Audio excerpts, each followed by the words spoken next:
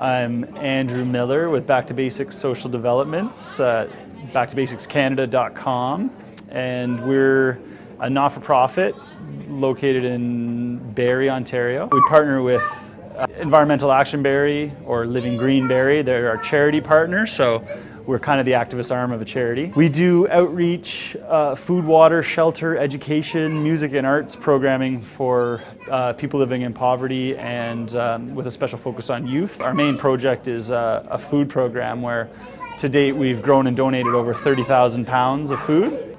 I was inspired by the Zeitgeist films years ago and used some of the wonderful vision to just get into work today and see what we can do with the tools we have available, with people's different skills and transitioning towards a resource-based economy. It's definitely opened up my perspective and for what's possible and the root cause of the problems that we're facing today. Really, my goal is to try to collaborate and bring different groups together and find the common grounds and focus on how to be more effective and increasing the numbers of people for the common ground, which is definitely first, I'd say, would be around monetary reform.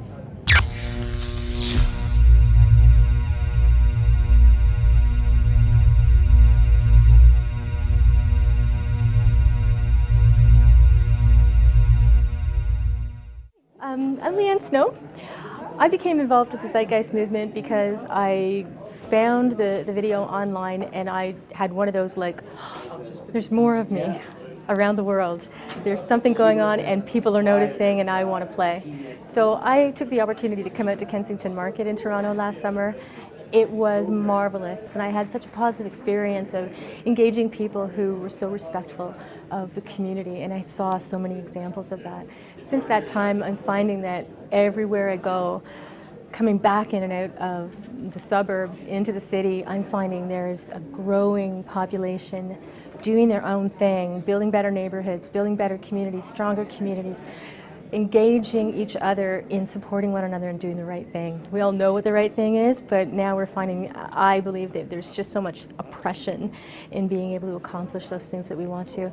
So as a therapist, this is totally where I want to be, in giving people these skills to take responsibility for their own stuff and allowing them to do it in a collaborative and a community network that supports them in supporting everybody else. It's sort of like that Buddhist thing, you know, where we're all these nuggets that are multifaceted, and what we look like to the world is what is reflected onto that beautiful faceted bead. So the whole idea about compassion is, you know, when you're making that person's life beautiful in some way, it makes what you are beautiful also, and that facet over there, and what's going on behind you, and so that's my belief, and so that's why I'm here today, participating and teaching people how to harness that self-expression and being able to put it out there.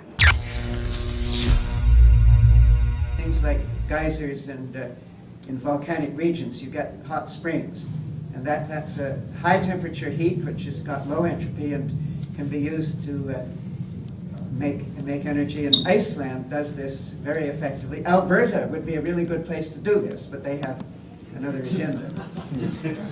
So that in effect we're drawing cold out of the water to do the air conditioning, rather than using expensive equipment to do it with lots of electricity.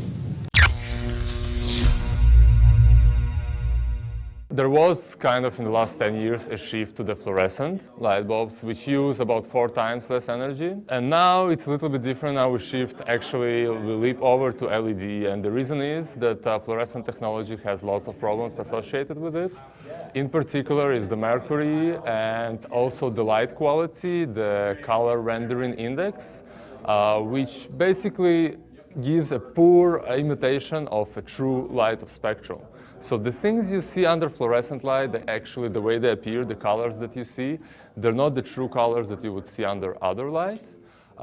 This is why you will never see them used in a picture gallery, painting gallery, or a good clothing store, or anywhere where light and color is important. LED is actually, they call it a solid state technology, and the reason is because it's in solid state. So it's like a computer chip that emits light when electricity runs through it. And the advantage is huge because it produces lots of light with very little heat. Versus in a regular light bulb where 97% of the energy actually goes to heat. This is why they get so hot. These, they never get as hot, and they're very bright, and you can have all kinds of shades of different light.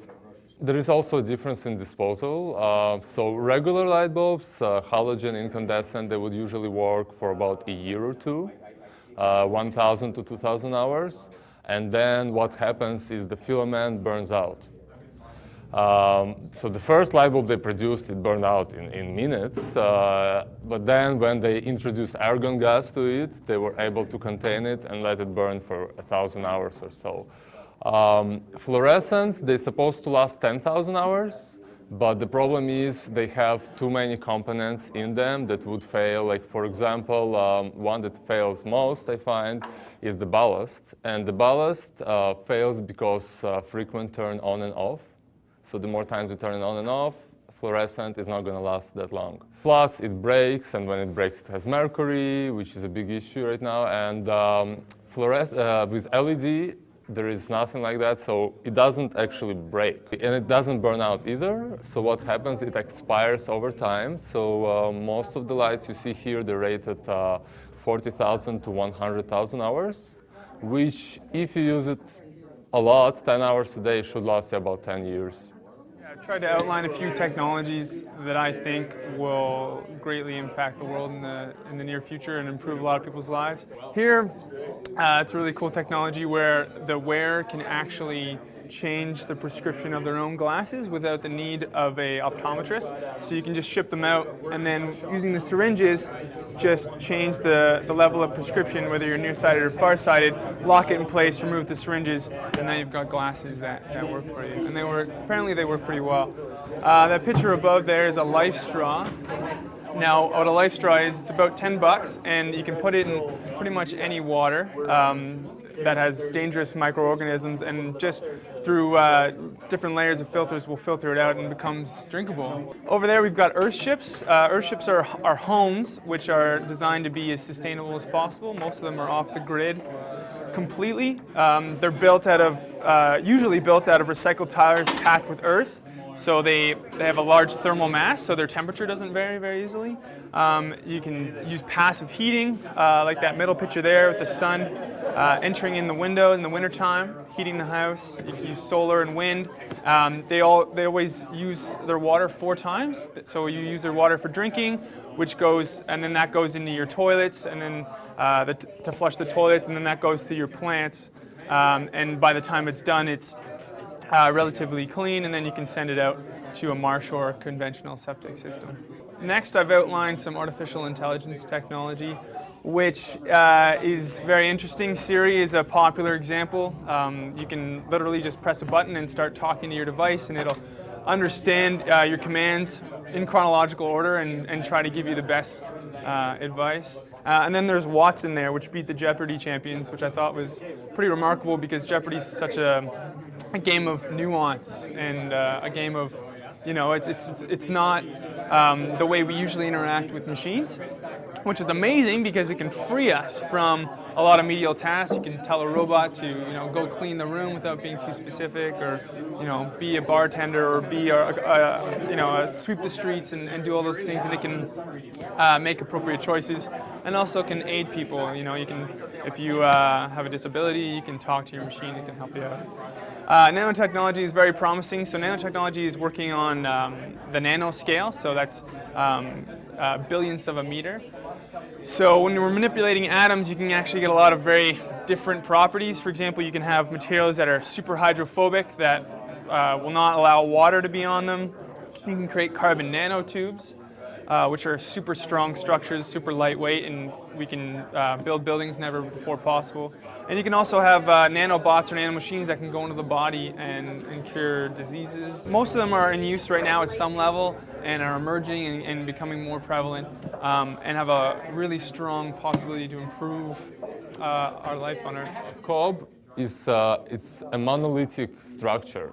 This whole entire wall and usually the floor, they're all one piece that is put together like, so it's a mix of sand and clay. So it's 4 parts sand to 1 part clay, to 1 part water, and then once you mix it all together, just before you put it, you add some straw for reinforcement. So the straw acts like a rebar. The sand acts like small stones, and the clay just holds it all together. And what you get is a strong, dense wall that is able to absorb heat. So most people use insulation when they're building to contain the heat inside. Here it's a little bit different because heat and cold will pass through the wall, even if it's going to be thick.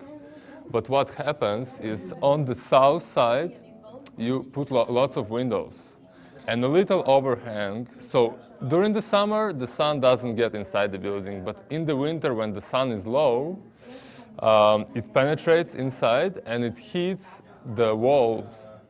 And these walls, they collect the heat, they absorb it, and then they give it back over time as soon as the temperature inside of the air drops below the temperature of the wall. Right? So during the night, they kind of release the heat. And we tried to build a little rocket mass heater. So this is the rocket, and this is the mast, which we made into a bench. So what ultimately happens is the wood, it burns in there efficiently, and then instead of the heat, some of the heat being lost through the chimney, we run it through a mass first, and the mass absorbs the heat, and then the air that comes out of the house is already cool enough not to lose the heat that you're making. This is a RepRap 3D printer. It's an open source, so all of the plans are shared for free online. It was pioneered by a guy named Adrian Boyer in the UK, and he's a biology teacher, and he wanted machines and designs to work in the same way that biology does, to be constantly evolving and have the most input possible from the community.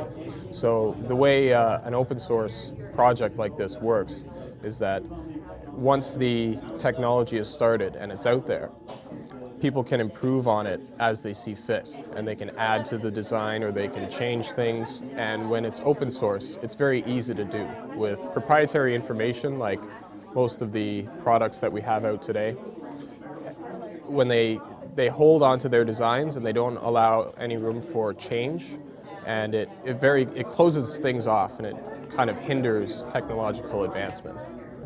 You can buy one of these machines online, but it will take a lot of work to get it up and running and a significant amount of technical skill. So it's not really ready for the consumer yet, but it won't take very long for this technology to become widely available. I don't have to go to Walmart to buy things. If I need a coat rack, if I need something to hang my coats on, I just design it in my computer and then I print it out.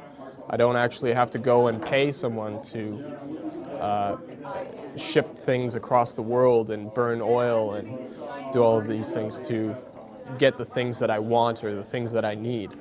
I can just create them myself and then print them out, and I share the designs online. So now anyone that wants something like this can just download it. They don't have to design it a second time, because through the open source community, I've shared this design. It makes everyone's life a lot more simple.